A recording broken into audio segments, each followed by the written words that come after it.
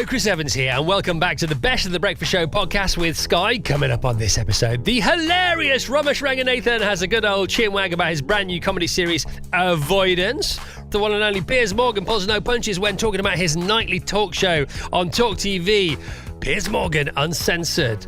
And then there's the super clever Richard Osman donning his own detective hat to take his turn on Who Do You Think You Are on BBC One. And Formula One world champion Jenson Button spills the beans on Sky VIP's competition Dine with Jenson and the Sky Sports F1 team. All of that and more to come. So, Aussie Jane, if you don't mind, who's up first? As a working class man in a middle class world, our next guest is still trying to understand where he truly belongs. The paperback edition of his brilliant book, A Class Act, is out now. So please welcome a comedian in a class of his very own. It's Rob Beckett. Good morning, Rob. Morning, Chris. Good morning. Welcome. So you were at Nebworth, were you? Yes, I went on Saturday, which was good because I knew about that set list from the Friday. Yeah. So I could relax. Because that's the thing, isn't it? You can't probably relax worrying about what's going to... But it was amazing. It was such a good gig. Right, we had him on the show a week and a bit ago now, Rob, and he said he was gonna put in a professional and consummate and value for money performance on Friday because his mum was there. But then once he knew his mum was back safely secured at home in London, he was going to give it all the beans on Saturday. How was it? Yeah, he definitely gave it all the beans. But what I think he hasn't been like drinking or partying during his run of gigs because he did a stadium in Manchester as well. Mm-hmm. And then, but I saw him, I think, have his first Guinness. He had it like just before the final song. Right. And that was his happiest face. Forget walking out at Nebworth. That first sip. He loved it. Of course. So, yeah, no, it was brilliant. He gave everyone left happy. The car part was a nightmare, but apart from that, it was unbelievable. All right, but you still had time to give us almost an act-by-act commentary on the Jubilee celebrations on Instagram. Oh, yeah, I did that last night. I just found it... It's mad, isn't it? All the people that kept on popping up. Yeah. It was like, I felt it was a bit like a cheese dream towards the end. There was just buses of celebrities. Did you see the buses of celebrities? I did see the buses of celebrities. Is saw that the tube strike? Well, maybe that was it. Naomi Campbell getting a bus for the first time in, well, maybe ever. Who knows? Yeah. But I love Sam Ryder. I know you like Sam Ryder too. Yeah. You share a similar mouth to him. Huge mouth. I respect the mouth. I'd say he's got a bigger mouth. His mouth's cleaner than mine, I think. It just looks... You've got to keep it clean when you're a singer. That's the thing with a singer's mouth. A mouth that big, you've got to keep it clean, but he's got a wonderful mouth. He's great, isn't he? He's so excited to be everywhere. I know. I mean, that much success with one song, God bless him. And it's a brilliant song, I have to say. Yeah. My other highlights were Andrea Bocelli. I loved him. I loved Alicia Keys. Not as much as my kids, who just adored Alicia Keys. And also the homage to the West End and the musicals. They loved that too. Diversity, I thought, were amazing as well. The diversity, pop music stuff. We have this new thing called 59 Seconds With on Insta, and we prepared your 59 Seconds With, and it had a Jubilee quiz in it. Oh, right, okay, this could be difficult. You would have loved it. I mean, we're not going to do it now, but we could do it. I've only watched the highlight show, but we could give it a go. No, but you see, that's not it. Okay. Our Jubilee quizzes. You ready for this? Go on. Do you believe... See? Yeah, no, I like it. Do you believe England can win the World Cup? Oh, do you know what? My worry is, I've done it. I've got more than 59 seconds. Yeah. I'm worried about the defence. I think our centre-backs are decent, but we're so attacking. I think that's where we're weak. And that's what I'm worried about. But I think we can, but I'm stressed about it. And I think there's too much expectation now, and I'm panicking and I'm talking too much because I really want it to happen, but I don't think. I think we missed our chance at the Euros. That's what I think, Chris. Okay. Do you believe in ghosts? No. Do you believe in a thing called love? Yes. So I've just realised this is quick fire and I spent about 2 minutes on England. Yeah, it would have been terrible. Sorry. We'd have had to get the scissors right in there straight away. Do you believe in the format point? Do you believe in a thing called love? Do you believe in the format now? All right, so the questions about your book were going to be... Yeah. Okay, so what is the paperback version of your book called? A Class Act. Okay, when is it available? Now. Why is it available? Why is it available? Contract reasons. And some people don't like hardbacks, I imagine. Stephen Merchant said, to pay for my second home. Yeah. Oh, really? Yes. He's doing all right. I think he's already got one of them, hasn't I think he's got a few. Describe the paperback version of your book in 3 words, no more. Easily portable. That's okay. You can have a third word. I should have said 3 words, shouldn't I? Describe. I'm rubbish in my own fault, man. Describe the paperback version of your book in 3 words. Very easily portable. Yay! Describe Romesh in 3 words. Kind, tired, sad. Now that's projection. That is you looking in the mirror, pal. That's what that is. Yeah. Tell your therapist those 3 words. No, I don't. I think the first 2 I'll take, but I don't feel sad. It's funny, man. It's funny. Describe your career so far in 3 words. Career so far. That's difficult. Sustained. Sustained, surprising, and busy. And suspect. Sustained, surprising, and continually suspect. Please carry on would be the 3 words. Please carry on. Okay, then my final question was going to be, is you going to World Cup or what? Well, I'm in Australia, so this goes back to the Australia one, right? Yes. I'm in Australia for the group stages. But I'm flying back from Australia for the knockouts, but I literally have to go past Qatar to get home. Now, how do you like that for scheduling, Chris Evans? Yeah, how do you knowingly go past Qatar when the World Cup's on and you're a football fiend? Exactly. So I could technically, you have to stop over on the way back from Australia. Yeah. So I could technically stop in Qatar for a couple of days just to get over the jet lag, maybe see some games, and then fly back. Okay. So I can't get there for the group stages, but maybe for knockout if we make it. Right, and then we were going to finish 59 seconds with you and I swaying back and forth, right? Yeah. Singing 3 lines. So let's just do that anyway. Okay, so you ready? 1, 2, 3. 3 lines. Come on.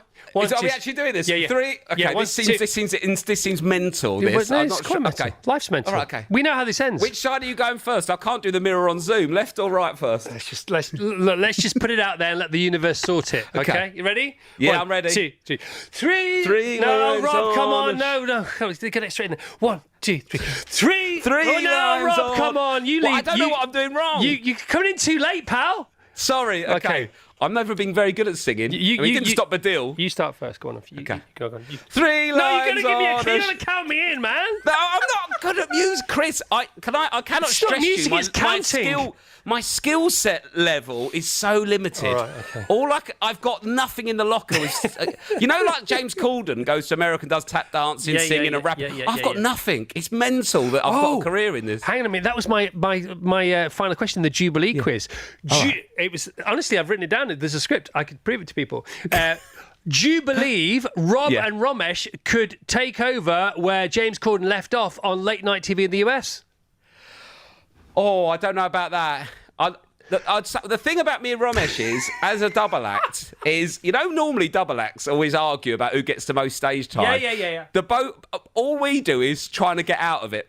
So the VO, when you see the VO list, it's always like, oh, Romesh has got more then. I'm like, brilliant, and vice versa. So I don't know if we've got competitive enough for that. Okay, I think ambitious enough for that. I think we got a usable. Oh, I don't know at the beginning. We could just chop it there, couldn't we? Oh, I don't know. Oh, yeah, I'm not actually, sure. yeah, we are. So Corden. Get gone. Me and Romesh are coming. He's gone anyway. All right, okay. You'll get gone quicker. Right, 1, 2, 3. Who else is there? Colbert, you go as well. Sorry, what are we doing singing again? 1, 2, 3. 3 lines on the shirt. Jules Romay still. That's all we need. That is awful. That is really bad. We're done. Goodbye. Okay. Cheers, Chris. Cheers, Rob.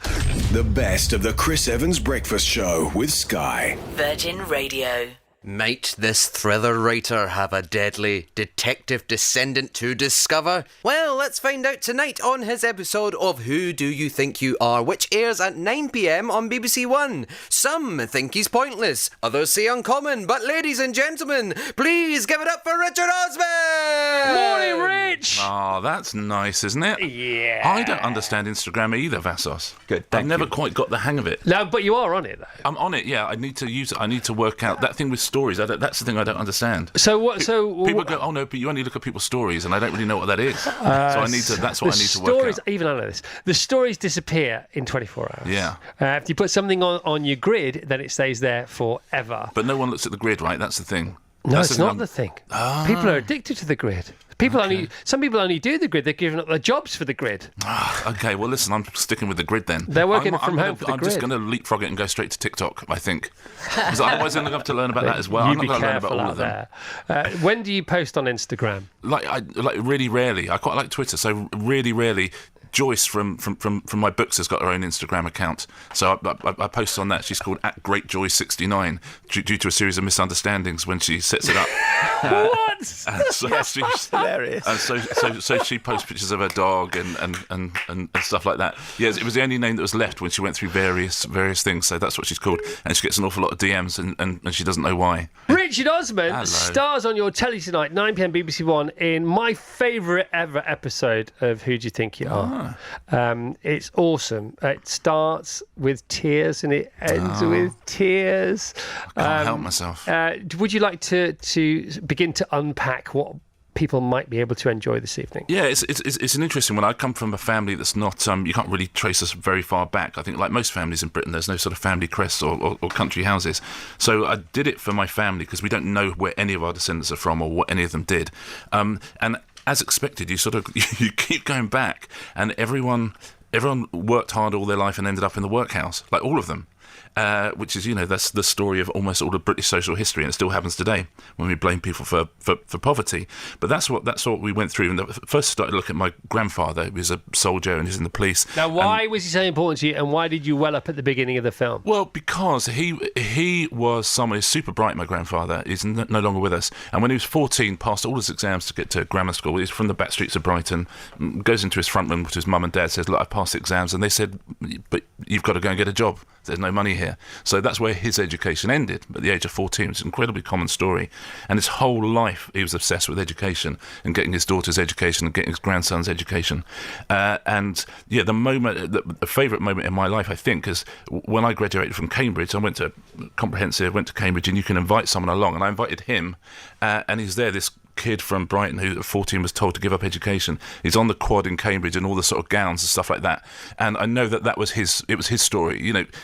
Not a success for me to go to do what I did. I mucked about, but for him that was a huge success. So that made me well up doing that. And my mum, who's got a heart of stone, she said, "Oh, would I lie to you? Would I lie to you? Who do you think you are?" Let's leave She Mac said, out of it. I can't believe it when they cry. I'm like, I'm going to be crying within 15 seconds, and I was, and I could see her looking at me, just going, What's wrong with you? But it's very emotional. It was lovely for him. I mean, to imagine that he could watch this as well would be a dream. Well, I'd watch it anyway. If I watch anything that you're, even close to, but you super engaged me with that sort of moment straight off the bat, really. And you can see this at 9 p.m. BBC One. It's Who Do You Think You Are, starring Richard Osman and his family. And then, within 5 minutes, we're off to see your mum. We're off to see your mum in the residential retirement community that inspired the new career. Yeah, exactly. Inspired the book. She lives in the real life version of the of the place in my book where I've got 4 amateur detectives in their 70s living in this community. Yeah, and it's where my mum lives and all her friends, and now they're so showbiz down there now because everyone wants to live where they live. And, Is that true? Yeah, they were very secretive first. They went, "Oh no, we mustn't tell her. Don't set it where it really is, because what if it's successful? And we don't really want tourists." And now it's successful. They're like, "Why didn't you set it where it really is? We want tourists. They want to be selling mugs and T-shirts." No, they love it, and they love it because they're the heroes of it as well, and they've been incredibly supportive of it, which is lovely. And if I'd written the book and I'd gone there and they all went, "Oh God, I don't know about this. This doesn't seem like us," then I'd be a bit churlish. But they've all been 100% behind it, and my mum has become a huge celebrity in her village, that's what all old people really are. They say that we're obsessed with celebrity. Like that generation are completely. It's the hero's obsessed with journey, isn't it? You go back to being a kid and wanting to be the centre of attention again, which is why grandparents and great grandparents get on with the kids so much. Yes, it's exactly that. There's a real kinship, isn't there, of wanting to be the centre of attention. So that's where the research really sort of kicks in. Your mum gets a few old photographs out, and what happens next? Well, we go and we look at my grandfather's story first, which is very important to me. I went to he gets arrested at age 15, which you didn't know about. Do you know what? I'd heard stories about how Right. he gets arrested. He rides a bike with no tyres up to St Albans, and this is from Brighton. And gets arrested there, and they take him back to Brighton. And instead of putting him in an institution, someone clearly says you're joining the army. And we got his sort of sign-up papers where he lies about his age, so he's 15, he joins the army, and then spends his time in the army, and of course that's just before the war, and then suddenly he's in the middle of the war. And right at the start of the war, this guy has never completed his education, becomes a teacher. He teaches signalling to public school boys. Exemplary signalling. Yeah, exemplary signalling, which I bet he was actually, because he was a smart lad. So he left school at 14, and suddenly he's at this beautiful place we went to, and it's got a really nice vibe. And he's teaching signalling to people from Eton and Harrow and Winchester. I guarantee he gave them hell. I'll know it for an absolute fact, because the rest of his life he had nothing to do with people like that. But going there and coming from where I knew he came from, and going to that place, it's really beautiful. It's still there now, and there's football pitches, and there was proper food. And sitting there, honestly, I felt such a sense of elation, because I knew he must have been so happy there. Because firstly, he's somewhere finally he can eat. There's actually enough food. Secondly, he's getting his education by teaching people, which is really, really amazing. And then, of course, 2 years later, he's off to India and the war and all that kind of stuff. And that I don't think was a lot of fun for him. But, it absolutely made him. Like so many, social mobility is a joke in this country. And, often it takes a world war for people to actually get on. And certainly the war is what, advances his career. When will we see you again? Book-wise, September-ish? September 15th. Will you come and see us? But at the Miss. Oh, my God, of course I will. I love it here. That. We love having you here. That's Richard Osman, superstar of tonight's episode, the brand new episode of the BBC's brilliant Who Do You Think You Are? And it is absolutely awesome. The best of the Chris Evans Breakfast Show with Sky. Virgin Radio. Our next guest news show, Avoidance, starts this Friday at 9:30pm on BBC One, and despite its name, it's certainly not one to avoid. Please give a warm welcome to a favourite of the nation. It's Romesh Ranganathan. Hello, Romesh. Hello. How are you today? I'm very good, thank you. Okay, Avoidance hits our screens. BBC One. Get hello to that, everyone. BBC One, 9:30pm this Friday. We've seen it. You've made it. Do you want to frame it for us? Character you play, other characters in your orbit, what might be unfolding as the first arc? Yes, sure. So it's about this. I play a guy called Jonathan, who's sort of this conflict avoidant guy who is sort of so frustrating to live with that his partner leaves him at the beginning of or asks him to leave at the beginning of the series. And so he is sort of has to face up to kind of his ongoing issues that he hasn't done up to that point. And for the sake of his son, they both have a son together. And he ends up living with his sister and her wife. And they sort of help him. They sort of make clear to him what his issues might be that he sort of hasn't confronted up to that point. I mean, it's a comedy. It didn't sound very funny, though. It is a comedy. It sounds really dark the way I just described it. But it's called. I should finish that by saying, and then hilarity ensues, guys. Hilarity does ensue because we've seen. I've watched episode 1. Rachel's watched episode 1 and 2. She couldn't get enough of it. Hi, Romesh. Hi, Rachel. Do you know what, Rachel? I knew you'd have watched 1 and 2. You just got that about you. Thanks, You've got Romesh. taste, you like nuance, you're a connoisseur. That's what I love about you. Yes, but it instilled a fear into me because in episode 2 there is a laser tag incident, and this Sunday we're taking our middle son to laser tag for his birthday. Have you got any advice for us? I would say keep quiet as a parent. You know what I mean? I just sort of think my experience of that is to keep your involvement as minimal as possible. Do what you have to do. But I sort of found that any sort of talking out loud can often lead to embarrassment or humiliation for your kid. To try and keep that to a minimum. All right, Romesh, we're going to do 59 seconds with, but we're going to do it live on the radio, and then we're going to cut it up. We're going to edit it for later. So Rob played this earlier on in the week. Just look at your camera, right, and look at it somewhat ironically, and answer these questions. Are you ready? I'm ready, yeah. Okay, so here we go. Rom, your favourite rom-com? My favourite rom-com is The Eternal Sunshine of the Spotless Mind. Right, bear in mind this is 59 seconds with, and that answer alone took about 58 seconds. Let's do it again. I don't even think I got the title right. So anyway, okay, Rom, your favourite rom-com? Wedding Singer. Okay, Rom, complete this famous adage. Rom wasn't built in a... Morning. Morning. Complete the name of this multi-Oscar winning film. Rom with a... Rom with a view. Correct. You're famous for the Ranganation. If the Ranganation could be accessed by train, the people would be arriving at the Ranganation... Station. Correct. If you wanted to go there on a holiday via a train to the Ranganation station, you'd be on a Ranganation... Vacation. Correct. And then if you got there and the economy at the Ranganation wasn't great and the train fares were immense, as they may very well be at this time in the world, on the planet, and the accommodation was much more expensive than you thought, then obviously interest rates would be up, and so you'd be experiencing Ranganation over... Inflation. Correct. Rob or Romesh? Rob. Judge Romesh or Judge Rinder? Judge Rinder. Judge Rinder or Judge Judy? Judge Rinder. Judge or Smudge? Smudge. Smudge or Fudge? Smudge. Okay, wiping a smudge or bearing a grudge? Wiping a smudge. Crawley or Hawley? Crawley. Who really is the weakest link? On occasions, myself. Favourite tattoo? Richard Pryor. Nice. Snog, marry, avoid?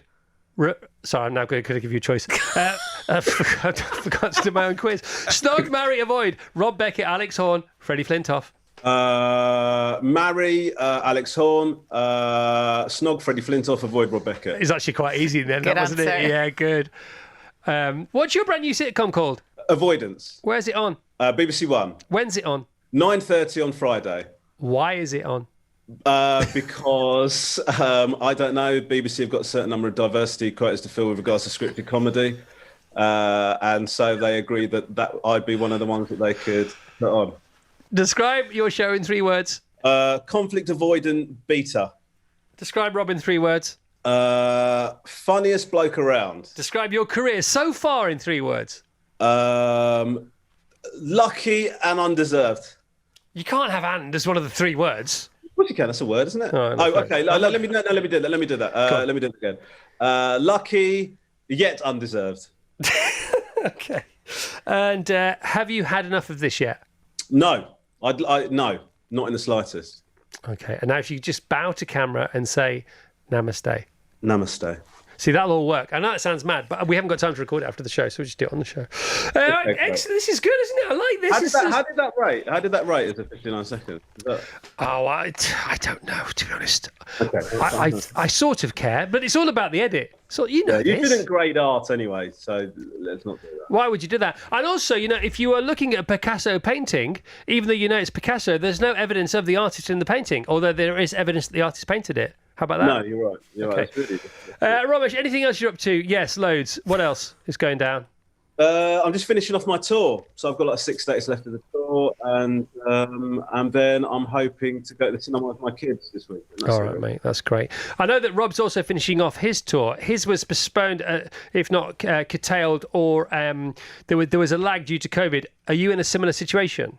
Yeah, it feels like the longest tour of all time. Right. I've been doing it since 2018, I think, or 2019. But yeah, it's been going on a long time. Rob, thanks so much for being on the show. We love you. Please don't leave it too long. And good luck with everything to do with this brand new BBC One sitcom, Avoidance, beginning this Friday. We've seen it. We love it. It's available on BBC One and also the iPlayer. Cheers. Thanks, guys. Cheers. Take care. Bye-bye. You're awesome. The best of the Chris Evans Breakfast Show with Sky. Virgin Radio. Some competitions may pique your interest, but this one is unmissable. Sky VIP are giving you a once-in-a-lifetime chance to dine out with a Formula One world champion and some of the Sky Sports F1 team ahead of the British Grand Prix. Buttoning his shirt and preparing to dine, it's Jensen Button. Good morning, Jensen. Good morning, everyone. How are you doing? Very well. Where are you? Have you signed up, Chris? Yeah. No, I'm not signed up, but I should sign up. Have you signed up? Yeah. Haven't you done this once already? So is this an ongoing thing? Have you had a dinner already? Did it? How was it? Do they work? Shall we enter? I've had a dinner, but not with special guests yet. Right. But, no, it's the Wednesday before the British Grand Prix. So it's a Michelin-star restaurant in London. Yes. Very posh. Uh-huh. And it will be... the beautiful food will be paired with my whiskey, actually. So we'll be making cocktails with my whiskey. Oh, when did you get into the whiskey world? A couple of years ago, I partnered up with a Scottish fella who knows about whiskey. He's a whiskey expert called George Koutsakis, and we've made a wonderful whiskey. So those people will get to taste it. Okay. With the Michelin star food, so very exciting. Beautiful. So this is in a Michelin star restaurant on the 29th of June. To enter, what a prize, guys. I mean, come on, to enter this is dinner before the British Grand Prix. To enter, go to the My Sky app by tomorrow and simply enter your details for a chance to win. Watch all F1 races, of course, live and exclusive. They're only live once on Sky Sports F1. What do you think of the season so far, Jensen? It's been good. It's been really good. I mean, I loved last year. You know, we had so much action. Every race was great to watch. And this year's no different. You know, it's nice to see the Ferraris up there fighting as well. Mercedes almost back there as well. So almost a six-way fight. So, no, I've enjoyed it. I think it's been a good season and a lot of great races to come. Yeah, so, you know, obviously Lewis has been enjoying this sort of orbit, this stratospheric orbit for the last almost decade now. And this year, not quite so, although the Mercedes are coming back into contention. Now, you know this better than anybody else. You know, when you've been in one mindset, as it were, you've been existing in one mindset, as it were, and then, you know, you're forced to sort of rethink that just because, you know, it's nobody's fault particularly. It's just the way the circumstances are rolling out differently from one season to the next. You know, when this happened to Jameson, I remember reading about it, you know, when he felt like he was no longer at his peak for one reason or another, he began to question himself. And it's happened to others, of course, and I've read, you know, in various biographies. And the one thing you don't want to be doing in the cockpit of an F1 car is questioning yourself. Do you get a sense that might be happening to Lewis or to, in fact, other drivers, you know, who've enjoyed higher orbits in the past? Yeah, I think the big shift is, though, for Lewis, he's driving a car that isn't competitive in his world. You know, he's been fighting for a world championship since 2014. And his teammates come in, young upstart George Russell, and he's been competitive. And I think because George is driving a car that's actually better than what he's used to, it's given him confidence and he can push it a bit harder, whereas Lewis is probably not got so much confidence in the car, so not able to extract the maximum out of it. And of course, when you've had a few bad races, it hurts mentally. You know, this is a mental sport. It's not just physical. It's a mental sport. And it's one of the things I always wished I had through my career was somebody to help me through those difficult situations. You know, we think we're Formula One drivers. We can handle anything.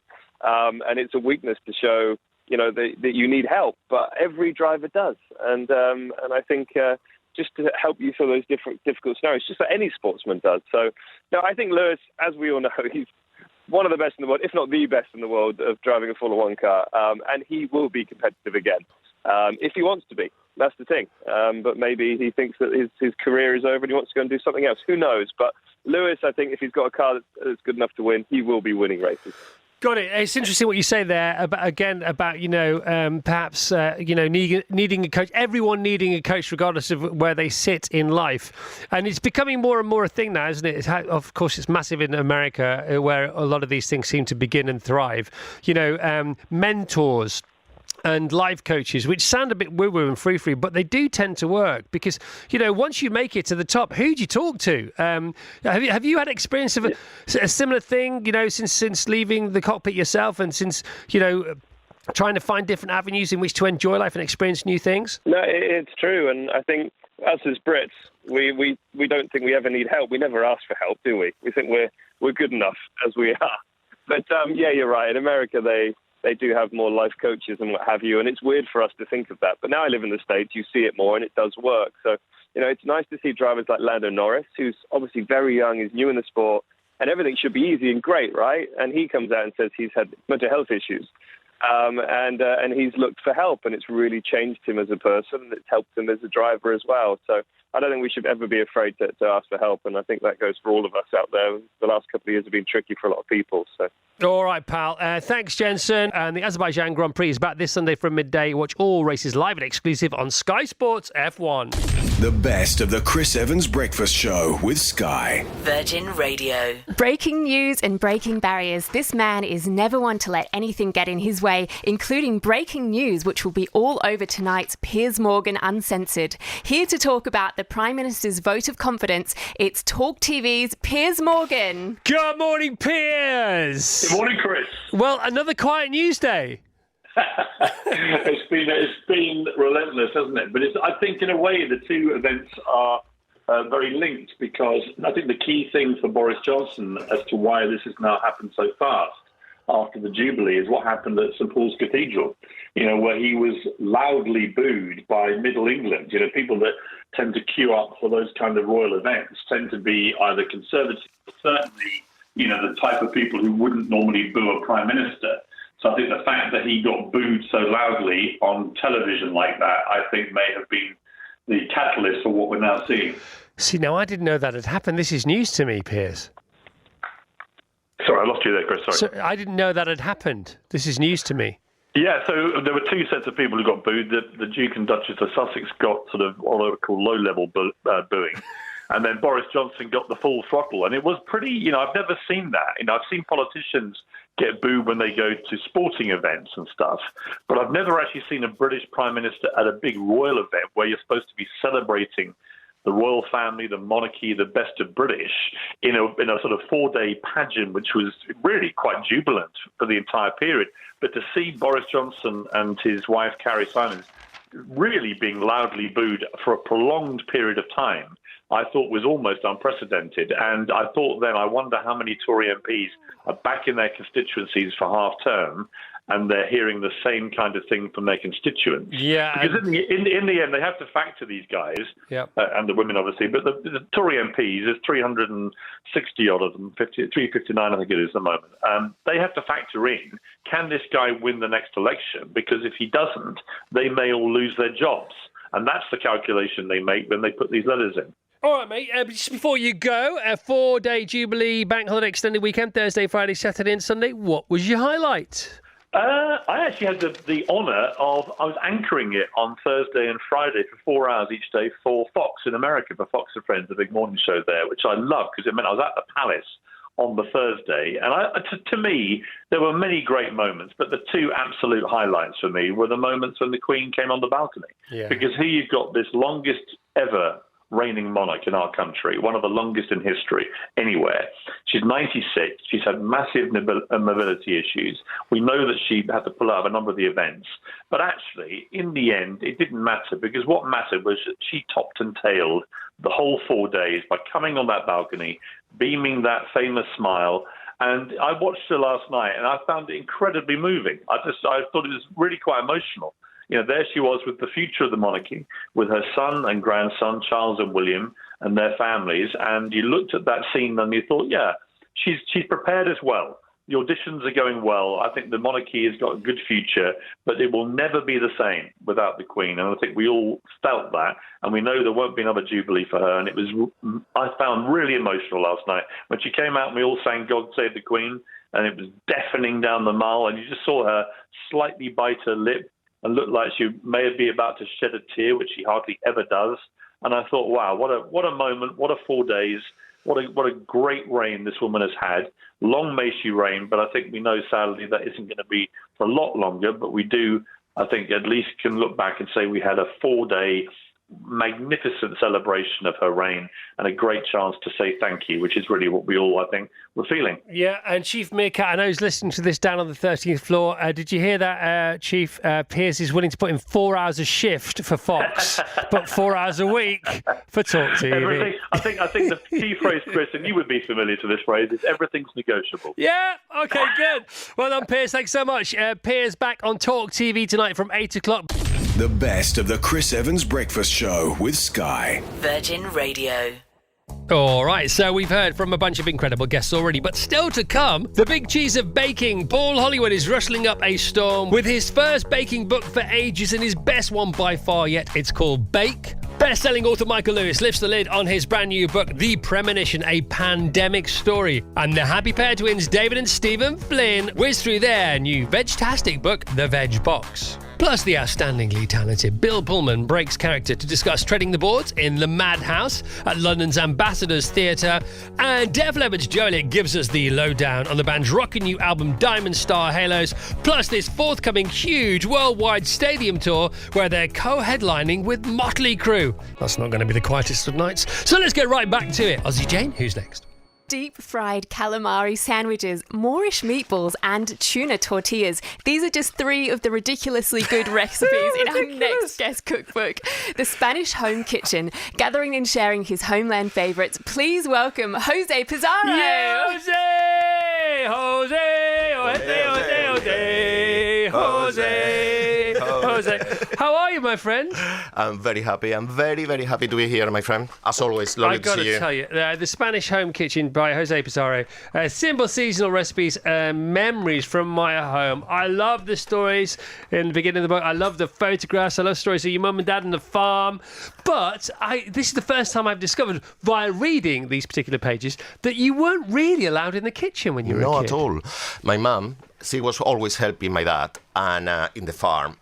And the kitchen was for her like the escape. Right. And I have to say I was a little monkey naughty running behind her, trying to see what she was doing. And I tried to be a little bit, like you say, naughty. And she was running behind me with the slipper. Go outside the kitchen! And she throw the slipper to me. And just to go away from her. So were you fascinated by the food, or you just wondered what the big secrets were? I just wanted to eat. And I just want to make my mom running behind me with the slipper, I think. Yeah, it was all about to learn, I think. All about when you are a kid in a small village, you really want to see what is going on. And the kitchen, my mom, my grandmother, always was something very special. And something that stayed with me. It sounds very idyllic, your village. I mean, is it, because it's obviously still there, does it remain, was it ever as beautiful as you describe it? It's even more, I think. And now, remember, my childhood there it's really special. It's really special to be able to keep those memories, because life is about memories, like the song before. It was in the show, life brings memories. And now when I have a tomato, I have a simple glass of milk. Bring me to the farm, bring me to the milk just from the cow, nice, warm flavor. It's all about that. And my village is stunning. And the most important thing, beautiful people there. Yeah, I mean, somebody said to me yesterday that enjoyment is experience plus the memory. That's what it is in the end. It's the two together. Yeah, and it's all about creating memories. Today, for me, it's going to be a memory forever. To be here with you guys, enjoying some of my food, always will stay with me. And it's the important thing about the book, no? I want people to create memories.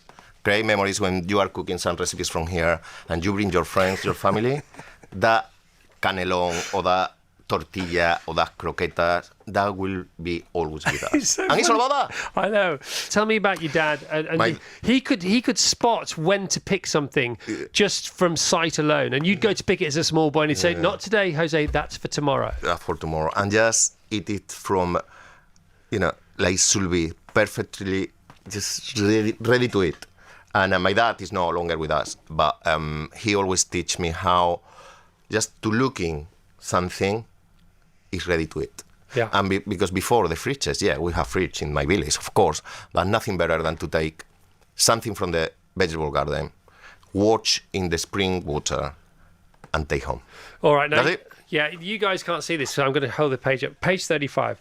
Look at this. Cherry gazpacho. Check that out. I mean, have you ever seen anything in a bowl like that before? That's awesome. Wonderful. It's unlucky. In my region in Spain, we have plenty of beautiful cherries. And it's just amazing with ice and eat like that. But it's more than that. It's more than that because the flavor develop. And in a gazpacho, it's just absolutely stunning. Good olive oil, few cherries, like we say, some basil, some bread. Happy days. Yeah, happy days. And also, cherries are one thing we do get right here in the UK. Cherries at the moment are amazing because they're really hard on the outside. They explode on the inside. So that's a good one for us right now, isn't it? Totally, definitely. And like we say, very simple, few ingredients that you can get anywhere. and just be happy. Make memories with your friends. Okay, so you've been here for 22 years. 24. Okay. Long time now. Over 20 years. How come you came here, and what was your first day here like? I came to Gatwick. I never was before in the UK. And a friend of mine, she was waiting for me. And just saw the people around me. Mm-hmm. And I thought, I want to stay here. I don't know why. But what was your intention? Sorry, in Victoria. What was your intention coming here? My intention was, like everyone say, to learn a little bit of English. Right. Then still a lot to learn. You know my accent, as you know. It's beautiful. No, thank you, my love. But I just want to learn a little bit more. The food in Spain at that time was not as diverse as was here in the UK. Right. In Madrid, even was not Chinese, maybe one Chinese. Yeah, you talk about vegetarianism as well. Yeah. Hardly heard of. Yeah. It was so much things going on here than was nothing in Spain, really. So you came for 6 months. So you came for 6 months initially to learn mostly English and maybe get a job somewhere as well, or? It was difficult for me. When I left Madrid, I was head chef in one Michelin star. Nothing to, but I mean that I knew about cooking, I think, but it was so difficult for me to get a job because I didn't speak any English at all. For me, it was like I'm looking for a job. People was like, and some people say, okay, come, your CV is amazing, but in a kitchen it was difficult to cook with my English. So your first job, where was it? In a Spanish restaurant in Gaudi. Yeah. And was lovely place. And then I moved to Air Brothers for 2 years, and then Brindisa, just around the corner here, 16 years ago, and I opened Jose here in Bermondsey 11 years ago now. 11 years ago. Wow. Yeah. It's doing great, man. And how's the pub doing? Pub is doing great. Yeah. Pub Give it a shout out. Come on, where is it? What's it it's called? in Isha. Yeah. And it's a lovely pub, lovely beer garden, lovely food, barbecue there, green egg. Yes, it's just lovely to be able to be there and cook. The Spanish Home Kitchen, Jose Pizarro, simple seasonal recipes and memories from my home. Cheers, Jose. Love you guys. The best of the Chris Evans Breakfast Show with Sky. Virgin Radio. This great British Bake Off judge has got the most sought-after handshake on television. Fresh out of the oven is his brand new book, Bake, which does exactly what it says on the cake tin. Please welcome today's showstopper, Paul Hollywood. All right, Paul. Hello, how are you doing? You all right? Very well, pal. How are you? I'm all right, actually, yeah. The weather's a bit miserable, but I'm happy enough. The weather's miserable, but, you know, the afterglow of the wonder of the weekend. How was the Jubilee for you? Oh, it was great, actually. I was just watching it on the telly. Yeah. I mean, for me, the standout thing was Paddington Bear and the Queen. That got me crying. It was terrible. You've watched it more than anybody else on the planet, haven't you? What? You've rewatched it so many times. 8 times I watched that Paddington. I think it's amazing. Yeah. Just the reaction of the Queen at her eye line. The whole thing is so professionally done. And it's her reaction to it. Amazing woman. It would have been great if you'd have stepped in and tested her marmalade sandwich. Your book is brilliant, Paul. Hollywood. Thank you. It's beautiful. It makes you want to have a go, and you know, not all books do that, but this is right up there with the best of them. So there is a whole section on bread. If you were preparing some bread for a marmalade sandwich for the Queen / Paddington, let's face it, they're both royalty in their own right. Which bread would you go for? Seeded would work really well on that one. Yeah? Yeah. Again, you want that high fibre in there. And in fact, if you look at Paddington, he brings out that almost seeded looking bread. I thought, that's the one. Is that what you thought? I think he took it from the book. Was that the baker's initial thought? All right. Yeah, so biscuits, absolutely. cookies, breads and flatbreads, pizzas and donuts, pastries and pies, desserts and cakes. I mean, you know, I love a brown buffet. Yeah. You know, a brown food buffet. Well, like pies and puds. I just love it, man. You know, I'm a northerner. I mean, that's where we are, isn't it? Absolutely, yeah. Cheese and onion pasty, that's a nice recipe, isn't it? I want to have a go at that. It reminds me, back in the day we had bakeries. I mean, I know there's that eggs around which produce pasties. But I remember back in the day there were bakeries near me that were producing cheese and onion pasties, which were delicious. Yeah. And a warm one with a crispy, buttery, flaky pastry is delicious. Warm, that's right. Not too hot, not cold. Warm. No. That's the thing, isn't it? Yeah, I like cold sausage rolls. I don't like warm sausage rolls. Do you know what I mean? I don't like soggy pastry in a sausage roll. It has to be crispy. We were talking about Cartmel, the post office at Cartmel, you know, where the sticky toffee pudding was invented. Yeah. And they do hot pork pies, but they're not reheated. They are hot from the oven. Yeah. And that's the only way to have them. And when the gelatine spills out onto you, Like some kind of sort of pork pie eruption. Yeah, it's the same because what you've got to do, ideally when it comes out of the oven, your gelatin goes in, you need to leave that to set overnight. And so the whole thing is traditionally overnight because when you bite into it, it shouldn't pour down your butt. I know. It would taste good though, I must admit. Oh my God. If you had to just sort of pin your colours to one mast via a single chapter of your book, which would you go for? Cakes, biscuits, cookies? Pizzas and donuts. Would you honestly? Yeah. Interesting. It's a whole meal. You've got pizza. I've got a lovely pizza oven in the garden, and if friends come round, I have to make proper pizza. Yeah. Only in the oven for about a minute and 10 seconds. Right. Beautiful, simple toppings. Sometimes just garlic and mozzarella, and obviously you brush the garlic butter on when it comes out the oven, and it is stunning. Absolutely stunning. This makes me so hungry. This book. I'm on 16.8 as well, so I don't eat till midday. So I am now peak starving, right? And looking at the Quattro Formaggi pizza, the formaggio, which is great. You know, I love it. The old Four Seasons. It's fantastic. The more rustic a pizza looks, usually the better it tastes. Yeah. For me, it's all about the base, right? And the way I met this guy called Enzo in Naples, who was an amazing guy, and he'd won world's best pizza guy ever, wherever. And I was called a pizziola, and a pizziola is basically a trainee pizza chef. Right. So I went down, met the guy in his pizzeria bakery, and he was saying, when you make pizza, you've got to use water from the local area because of all the nutrients in from the volcanoes. River Mersey. I went, right. And I'm going, And then he says, when you make the dough, you've got to stir it anti-clockwise because of the reaction with the magnetism. I'm going, he's winding me up here.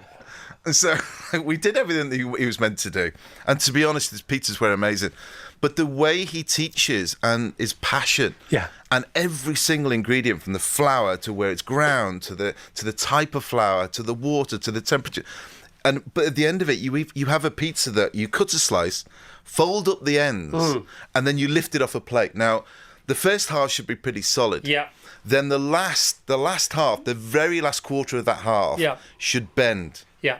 If the whole thing bends from half, it's not quite there. Teardrop-like, almost. Yeah. Or like it's melting, it's too close to a flame and the rest of it's safe. If you lift it up, fold it, and the whole thing collapses, it's not baked enough, it's not crispy enough. It's too stiff, it's too dry. Yeah, then you're not going to get that flavour. How about I dreamt this? Where does semolina feature in pizza dough? Well, normally it's fine flour, right? So that goes in, right? And sometimes if you get the slightly coarser stuff and you're rolling your dough out with semolina, it rises it slightly off the base to stop it sticking. So I haven't imagined that. That's the thing. No, it's a thing. It's a thing. All right. So various members of the team, they're all after the Hollywood handshake, and Vassos trying to sneak one in. He's pathetic, isn't he, Paul? He texted me yesterday. Yeah. He texted me. I know. Literally about 6 times. It's cheating. It's like being on Mastermind and then finding out who set the questions and saying, all right, how you doing? Need anything from the shop? What were you asking Paul yesterday? What I wanted, Paul, was I wanted to present to you from your book. No, what you wanted to win. Yeah. That's what you wanted. I was asking about the biscuits, how flat, because I know they flatten out in the oven, don't they? So how flat should they be before they go in the oven? Just a gentle Did I over squish the oat biscuit? No, it's okay because an oat biscuit essentially is good with cheese, so you want it slightly crispy. You don't want it too cookie-like because basically butter bends and sugar snaps in a biscuit or a cookie. And that's generally how it works. Butter bends, sugar snaps, which is why cookies get softer or harder. And they will get softer. In fact, so will biscuits. Bickies sometimes get softer, though. Yeah, but you know that whole thing about the Jaffa cake, is it a cake? Is it a cake or is it a biscuit? Yeah, I mean... Come on. You're the man. Oh, this is it. This is the meaning of life on Virgin Radio. Paul Hollywood's going to tell us, is it Jaffa cake a cake or a biscuit? This is all to do with VAT. This is to do with the company. That if you call it a biscuit, it's vatable. If it's not, that's the reason. So it's not the fat content; it's the VAT content. It's the VAT content, absolutely. Sophia, you're going to chime in there with something? I just don't think that Vassos can take part in a bake-off if you're going to ask questions beforehand and tips. Literally, it was all day. I was busy. I'm sorry, Paul, that you've had to put up with that. I'm so sorry. That is pathetic. He'd tell me what he was doing. But not surprising. I nearly sent you photos. Yeah, but also, Paul, when you came in today, he goes for the handshake straight away, doesn't he? He did, yeah. I'm so glad you swerved it. Yeah. More than swerves, like, no, you didn't get one of those, pal. Paul, it is a joy to see you. You look very well. You look very happy. Yeah, thank you very much. No, things are good. Things are really good at the moment. Right, yeah, mate. thank you. Okay, well, Thanks, have a guys. great rest of the year. Well done with the book. The best of the Chris Evans Breakfast Show with Sky. Virgin Radio. Looking for an evil mastermind, a Hollywood hunk, or even someone willing to be in a movie with Anton Deck? Well, he's your man, gracing the West End in the world premiere of Madhouse at the Ambassador's Theatre. Oh, he really is a good un. Bravo, bravo, it's Bill Pullman! How about that? Nice, Jack. Come on. My on. God, I'm feeling just spiky. Perky and spiky and spicy and nicey. Bill, let's just speak to the Anton Deck reference there for a moment. For people who don't know your work with Anton Deck, your oeuvre with Anton Deck. Oh, what a privilege, And of course, I was a little bit oblivious, to the scale of Anton Deck's fans, but I arrived in London to do a movie with them, and I got picked up by the car guy. I always think of this because, I say, wow, I'm doing this thing with Anton Deck. And he just lit up. He was about 75 or something. And he said, Anton Deck, everyone loves him from 8 to 80. Yeah, it's true. And I heard that so many times. Yeah. Everybody said, from 8 to 80. Yeah. They like those boys. It's going to be a long day if you try and find out a single person in the UK who doesn't love Anton Deck. Yeah. How was the movie? Because it was their first foray into the world of movies. I haven't seen it, by the way. Not as many as we'd like, Chris, have seen this movie, but it was. I think it's an intriguing movie based on a true story. And they're very good in it. And they did a little part of shooting in the States, and they came to the house. To your house? Yeah. They stayed with you? Yeah. They didn't stay with, I'm sure they had some nice accommodations, but they came over, we had a barbecue, and I'm looking forward to see them. They'll come to see this play. Now, you say house, do you mean ranch? Well, in Los Angeles, we have a house. We have the ranch in Montana. We're working on them to get up there. But, wow. Yeah. So you and Shakespeare back in Montana, how was the Shakespeare scene? Well, it was such a wild way to experience Montana. We would tour around. Some of the towns are so small that they didn't have hotels, so we'd have homestays, and, you meet ranchers and American Indians, and, you're playing for all kinds of people that come from miles away. And it was really informative to me. We cut the plays to like an hour and a half, and 9 to 12 actors would tour. So, it was really in the trenches of theater. It sounds a load of fun. Yeah, outdoors. I loved it. Yeah. Really, every moment, amazing. Yeah. Okay, so this couldn't be more different in a way because it's static. We're in the West End, and it's a brand new play. Okay, so this, we've never heard Head and Tail of it. What we could say about it, I suppose, Bill Pullman, is because it's never been performed publicly anywhere in the world until next week, until you do it at London's Ambassador's Theatre with your gang. It's called Madhouse, and it starts next Wednesday, 15th of June. One could say you can't mess it up, or at least if you did, people wouldn't know because they've never seen it before. Yes, right. They haven't come in with. Is there some useful logic in there somewhere? Yeah. Well, it's also, you just have no idea how it's going to fly, which is great.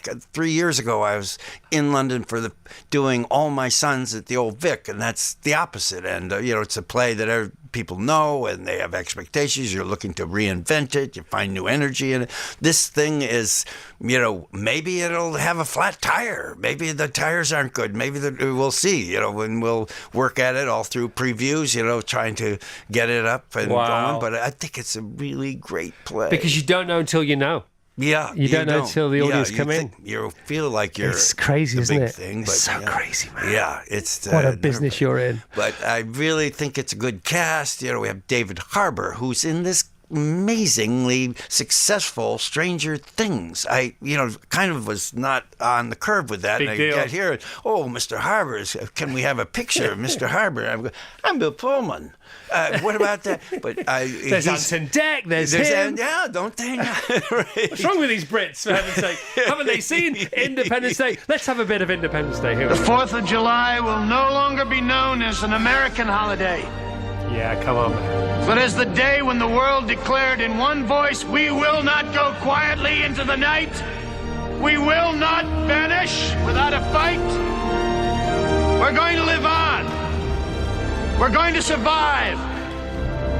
Today, we celebrate our Independence Day. Come on now! Yeah. Okay.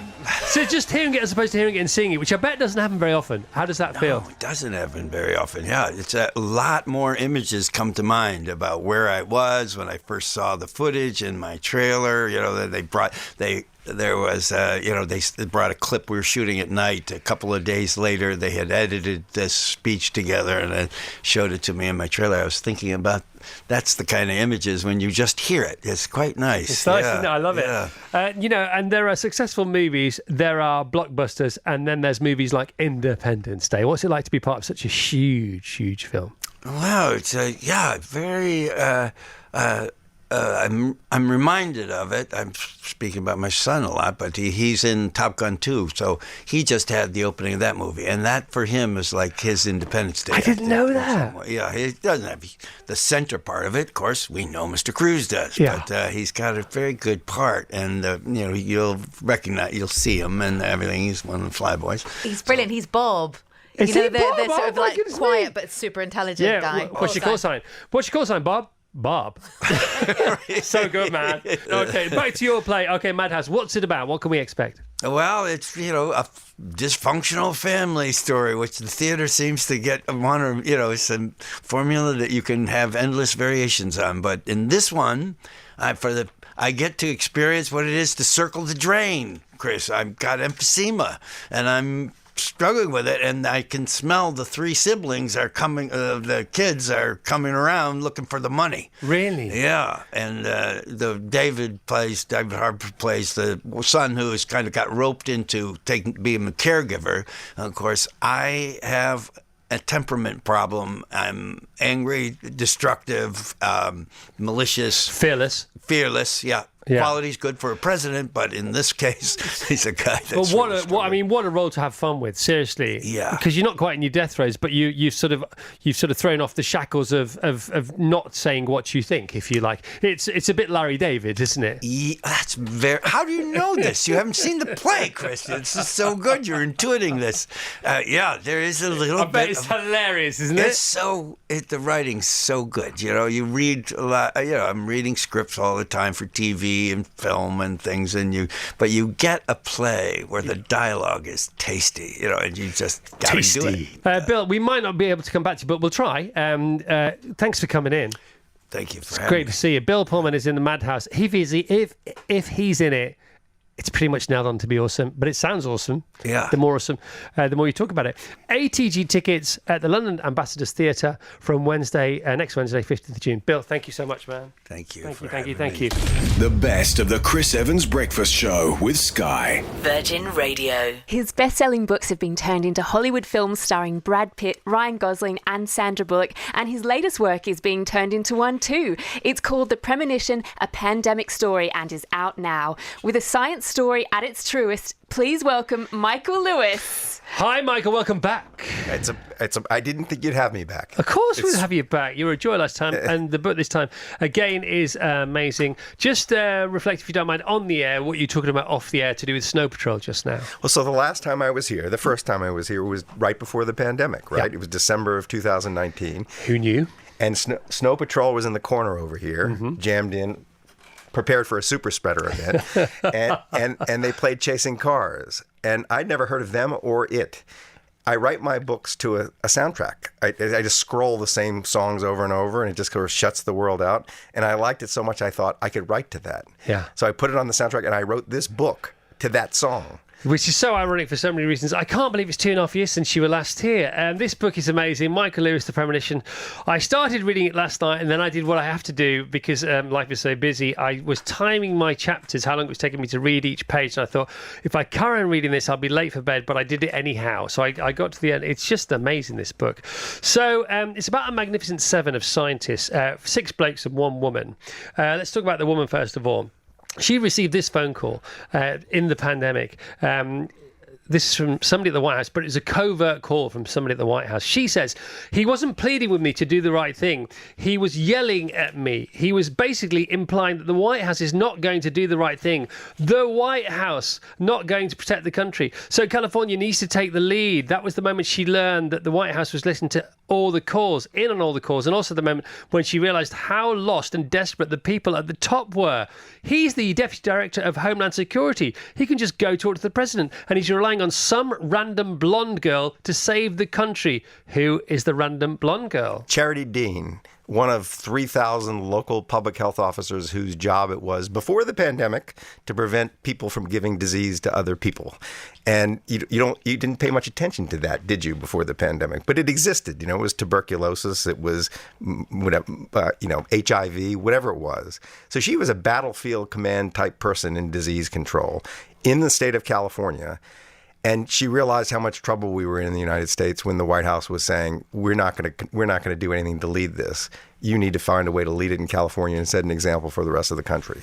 And the sort of the turbulence, the ever-going turbulence that public health officers have to live through is that they never get credit for anything that they do right, and they always get the blame for things that they don't do so well. You got to put your finger on the problem. I mean, to back away from the problem, it was a catastrophic response we had in our country. And I think you kind of had a similarly catastrophic response. We had all the resources in the world to deal with this thing.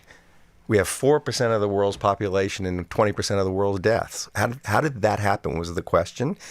And the answer did reside in the life experience of these people who were kind of nobodies before the pandemic, these people who were expert in trying to stop people from sickening other people. They were under-resourced. The latest technology her office had been given had been this fax machine. That underpaid. Under-recognized. So they had some legal authority, but they had no social power. So they had no ability to stand up and to kind of tell people, have people listen to them. Yeah, and they had all the facts, they had all the stats, they had all the research. And so what they ended up doing is they said, we can't reason people like this. We're going to have to feel them out of this. So they appealed to the emotions of various committee members around the states. That's true. But your point about how, if they stop people from getting ill, nobody notices. Yeah. So they get no credit for that. And anything they do that disrupts people's lives causes controversy. So you had to have people who were willing to lead and cause some controversy to save lives. And that just didn't really happen in our country. And what was wonderful about her as a character, she is going to be a movie star. I mean, this person who was marginalized by the society and doing something so important, once you actually put a camera on her or put a pen to her, she jumps off the page. I mean, she might be the best character I've ever had in my career. And 2 years from now, when the movie comes out, everyone's going to say, why didn't we know who she was when we needed her, kind of thing. And what's lovely is you give each character, and by the way, this is not a novel, this is real. You give each character a backstory, and you explain why they are who they are, where they came from, and how come they've all chosen vocation over occupation. They've all been drawn to this very particular problem of preventing pandemics. And, who knew they were out there? But they were out there. Thank God. And in her case, she grows up in an evangelical Christian rural community in America where the girls are raised just to breed children, and they're told not to get an education. She hears about the plague in the church when she's a little girl and becomes obsessed with communicable disease and says, no, I'm going to go get a medical degree, and I'm going to get a degree in public health, and I'm going to stop people from dying. Tell us about Carter. Carter Mesher, a simple doctor who is pulled into the George Bush White House when George Bush hears we don't have a pandemic strategy in the United States. And this is after George Bush reads a book. Well, does that shock you? It did, actually. Yeah, it really did. I thought, oh, here we go. And he had a conscience and he wanted to do something good. We have to remember that George Bush, in his presidency, had been traumatized by surprising catastrophe. Right. 9/11, Hurricane Katrina destroying my hometown of New Orleans. And someone hands him this book about the 1918 pandemic, and he goes, it's diabolical they did it. He went and read it on his holiday and came back sheet white and said, what's our strategy for this? 20 million people died. And he was told, we don't have one. And Carter Mesher was the answer to the question of how do we get one. They brought in a group of people, from weird parts of the government, and 2 doctors, Carter Mesher and Richard Hatchett, were assigned the problem. And it's the problem we all kind of live with, and it was a grading problem, is what you do between the time that a pandemic starts and the time you have a vaccine. Like, what do you do to prevent disease and death? And they create a plan. They sort of reincarnate social distancing, which it had been discredited, and teach the public health sector that this is actually the way we're going to go. Got it, Michael. We're out of time, but we're not out of inspiration to read this book. Michael Lewis, The Premonition, Pandemic Story. Brilliant spellbinding. Lewis is so good. Here. That says the New York Times, but I'm backing that straight up. Great to see you again, man. Great to see you. Thanks for having me. You are the best. The best of the Chris Evans Breakfast Show with Sky. Virgin Radio. These Sheffield rockers have just poured their energy into and their sugar onto their 12th album, Diamond Star Halos, which is out now. And the latest single, Kick, is a real treat. Making sure our morning is well and truly rocked, it's Def Leppard's Joe Elliott. Good morning, Joe. Morning, Chris. How are you? Very well. How are you over there in Dublin? I'm actually in County Limerick. I've took we've got this 12-day break before we start, so we took a road trip, and I'm stuck in Limerick at the moment, heading down south in the middle of the beautiful Irish countryside. I was going to say there's worse places to be stuck. All right, so we have a brand new, everybody listen to this, a brand new Def Leppard album, Diamond Star Halos, first since 2015, recorded in 3 countries, maybe even 3 continents. Which had the most magic about it? Was it the US? Was it Ireland? Where else did you record it? England, of course. England. Yeah. Sheffield, Dublin, East Coast of America, Nice. West Coast of America. Good. For me, it was Dublin because I got to be at home all the way through. That's cheating. Why do you take the recording of an album, as far and wide as that? I mean, that's almost 10,000 miles. Well, we had no choice because we were going to get together to record some music, not necessarily make a record, right? As we were due out on tour in June of 2020. So we're going to get together in April and, end of March, early April, and just see what we had. But the day that everybody was due to fly out of Dublin to my studio, lockdown. So quick phone call, what shall we do? And we decided we'd go remote. We've done it before, we've dabbled, but we've never done it 100%. But this particular record, we did it 100%. We sent stuff to each other and glued it together. Right, good. Did you learn anything via the process? Yeah, never go back to recording the traditional way ever again. Honestly? Seriously, we had the best fun we've ever had. Everybody was at home twiddling thumbs or renovating their own homes instead of helping me renovate mine. It was really cool because that space away from ourselves physically actually added to the kind of artistic environment of it all, and it widened our horizons from a songwriting point of view. And hence, we've got Mike Garson on 2 tracks, who used to play with Bowie, and we've got Alison Krauss on 2 tracks. Wow. The bluegrass chanteuse, who's an amazing singer, and then some classic, obvious Def Leppard type stuff as well. We just had great fun doing it. See, this is what the government have got to listen to. They can sort of hear what they want, but they've got to listen to the fact that even Def Leppard are working from home. Absolutely. And we were forced into it, and then we realised what a great experience this is because, we tour so much. So we normally only get home. And for me and Sav, who live in Ireland and England, we kind of tend to finish touring in like October, November. And then we're just stuck in the winter all the time at home. Never see the garden in bloom. I got to see things that I didn't know I had. And I've lived in that house for 30 years. Yeah, it's so cool.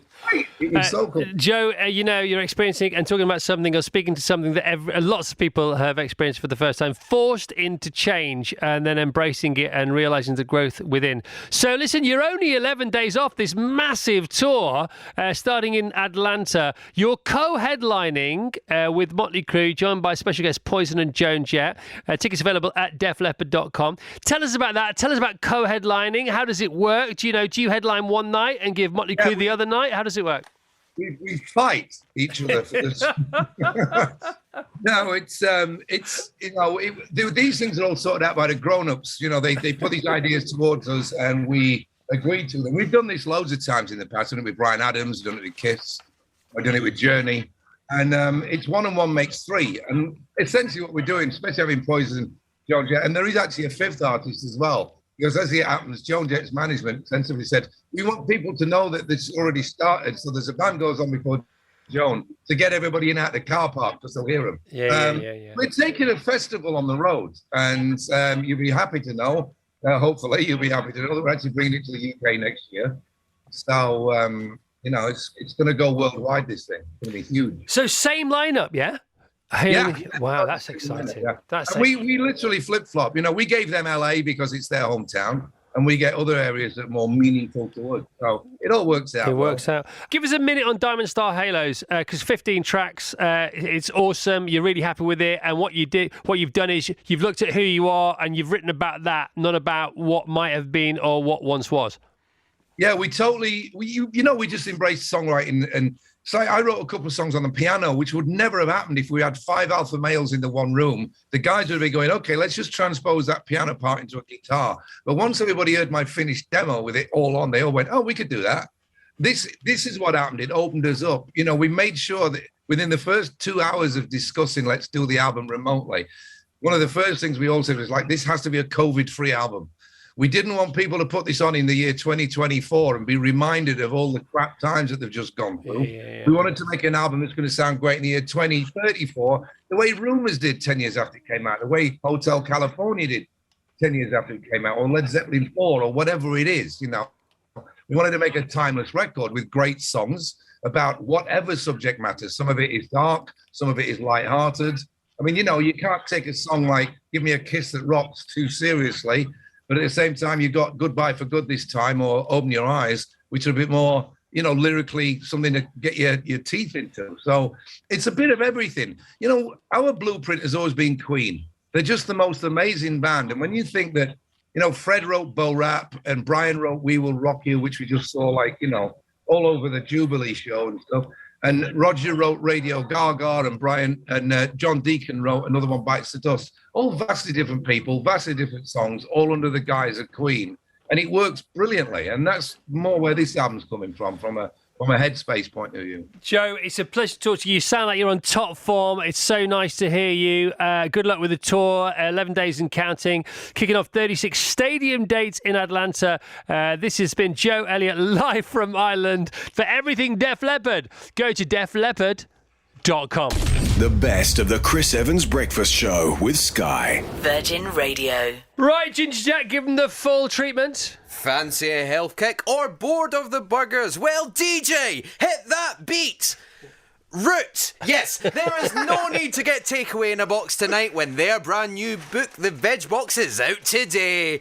I don't know who's who, but maybe you do. It's David and Stephen Flynn, the Happy Pair Twins. Good morning. By the way. What an intro. Okay, this show's just gone nuclear. I mean, we are too much for people to bear on frequent occasions, but this is going to be plus from now on till 10 o'clock. So the Happy Pair are here, David and Stephen. This new book, The Happy Pair, The Veg Box, 10 vegetables, 10 ways. Cracking book. Great few opening chapters. Origin stories, in case you don't know about David and Steve. How did you two meet? we were womb mates. That was awful. I know. That was bad. Okay, who came out first, David? That one, Steve did. Yeah. Steve's 15 minutes. So for anyone listening, we're identical twins. We're actually mirror twins. So it's when the egg separates really towards the end. I guess the extreme example is when you become Siamese twins. Right. But where I'm left-handed, I'm left-footed. He's right-handed, he's right-footed. Right, cool. I'm right brain, he's left brain. Because there's that phrase, Irish twins. But you are Irish twins, but you're not those kind of Irish twins. No, Irish twins are usually brothers and sisters that are just slightly 11 months apart within the same calendar year. All right. I see. I thought the Irish twins was one born on one day, but just before midnight, one born on the other day just after midnight. No, it's within 12 months. What kind of twins are they then?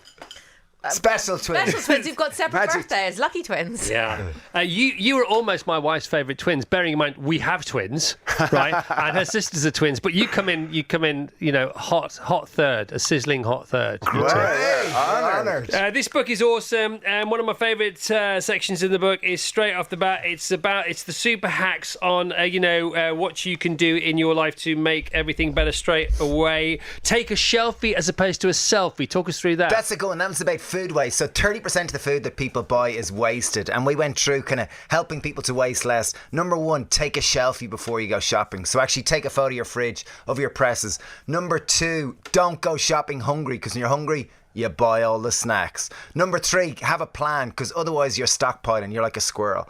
And then number 4, like, you can freeze things, you can pickle things. There's so many different aspects, but wasting food, that's what we did with this book. We was really tried to help make it easy. And even back to, we were chatting on the way in here, that courgette is shame. Most people can relate to that. You only want 1 courgette, you buy 3 of them, and there's 2 of them left in the fridge, and every time you open the fridge, it's talking, just going, use me, and you're wondering what to do with it. And that's why we wrote this book. Instead of the chapters being breakfast, lunch and dinner, they're by vegetable. So there's a chapter on courgettes, and in there we've got courgette fritters. We've got like a lovely courgette and lime curd cake. There's delicious kind of recipes, and the idea is 10 veg, 10 ways with 10 ingredients or less. We've had a vegetable shop for 17 years, so we think we know everything about vegetables, and this is our love letter to vegetables. Yeah, I wonder, I mean, we never know everything about anything, really. No, maybe that was 2. No, but I wonder what you don't know yet that you're still to discover, because that will happen, won't it, Steve? Well, I think every time you find something, like, it's like anything in life, like, there's always, we're ignorant. And we're like this little microcosm of the macrocosm. And I think the more you delve in, the more you realise, what? And Dave's peppering to talk. So. I was going to say, we've just started a 4-acre farm. So we're literally at the start of that journey. Like, we're 6 weeks into it. So we're learning about growing vegetables. Yeah, and your first big learning curve really was one summer about 15 years ago. This is direct from the book. We decided we were going to eat local food, only local food, for a month. An experiment to try to walk a little more. How did that go? After eating spunion for the 3rd week in a row. What's spunion, Dave? Spunion is spud. So it's spud and onion, and if you don't know what a spud is, it's what we call potatoes in Ireland, and it comes from traditionally the fork to harvest potatoes was known as a spud. So that's why in Ireland we call potatoes spuds. But obviously, I think we tried this in June or July, and there was only potatoes. I think there was some tomatoes and there was onions. So it was like, spunion again for dinner, Steve. Yum. And it was kind of, after a while, it was like, okay, well, let's just break out. All right, so that was like 3 or 4 years into your vegan journey. When was the moment, the epiphany, when you both decided, let's go full in vegan? And was it like, because you're twins, did you think it at the same time, or did one of you have to push the other one over the line, or what? I think as twins, so much of your life is in sync together, and it was never really a dream to become a vegan or anything like this. We've been eating a vegan diet for almost 20 years, but it was more, we were kind of experimenting with life and seeing where we could... Can I say something? Okay, I was going to say, we're both hyper competitive, as you can see. So we were always kind of competing, for love and attention every day of our lives. And then we ended up going away travelling after the age of 20. And I think I became vegetarian. And then you were like, okay, great. Well, now I'm vegan, Dave. And then I was like going, well, now I'm eating like vegan level 2. And then you were like, and we kept kind of competing. And then we realised we had changed. It just, our whole energy, our view on life had changed so much that we came back and we started a vegetable shop with the idea. I was going to say, what started first? Was it the shop as a business? No, it was more, we changed ourselves and we felt much more happier, healthier, more connected, felt more like, I feel more myself. So as a result, it was like, I called Dave up and was, Dave, I want to start a food revolution. Are you up for it?